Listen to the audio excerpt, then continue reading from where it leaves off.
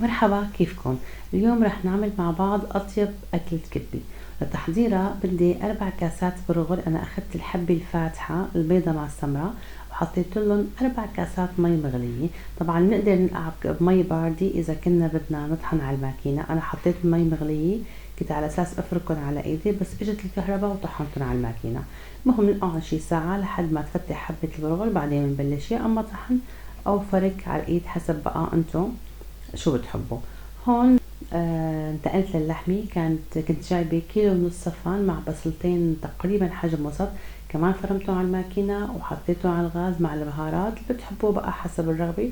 حطيت اخر شي دبس رمان. وطبعا خطوة مهمة، بعد ما تستوي اللحمة لازم صفيها من زفرتها، لانه الزيت البقيان فيها ممكن يفتح لي حبات الكبة. هلا بهذا الوقت بطحن البرغل لانه اجت الكهرباء فما فركت على ايدي، وفرت وقت يعني.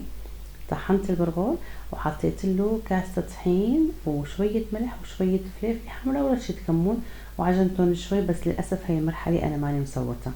وهلأ بننتقل للفقرة الأهم والأكثر متعة، وهي الكبكبي. حضرت كاسة متي، وأهم شيء إنه ننيم ولادنا، لأن ما بدنا حدا يضل ينقف ويزن فوق راسنا ونحن عم نكبكب. ولسهولة الكركم بصراحة استخدمت هاي الطريقة واللي علمتني اياها رفيقة قديمة، وتشكر كتير على هالطريقة، وهي انه كبكب باستخدام خيارة او جزرة. بصراحة بتوفر وقت وجهد كتير كبير، وسريعة لانه بتفتح لك حبة الكبة بشكل اسرع. وبصراحة هاي الطريقة خلتني اعمل كبة كل فترة وفترة.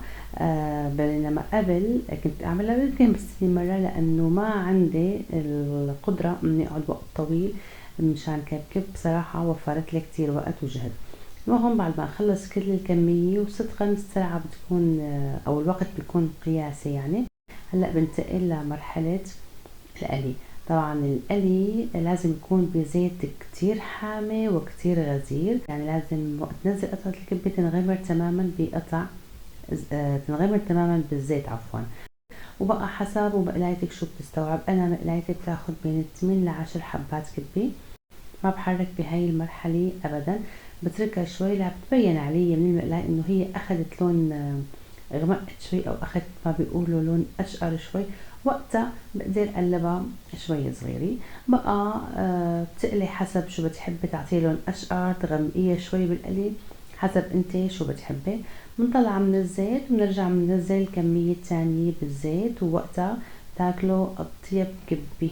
بتمنى انه طريقتي تكون فادتكم. طبعا انا عم قدم طريقة الكبكبي اكثر ما اني عم قدم طريقة الكبة نفسها. اكيد كلياتكم شيفات وستات بيوت وشاطرين بالطبخ، بس بصراحة انا حبيت فيدكم بطريقة الكبكبية اللي هي باستخدام الخيارة او الجزرة. ان شاء الله تكون فدتكم، وبتمنى دعمكم لإلي. وبحب اذكر انه انا ماني شيف، بس بحب الطبخ كتير، بحب اقدم شو عندي معلومات او خبرات، لهيك جود من الموجود.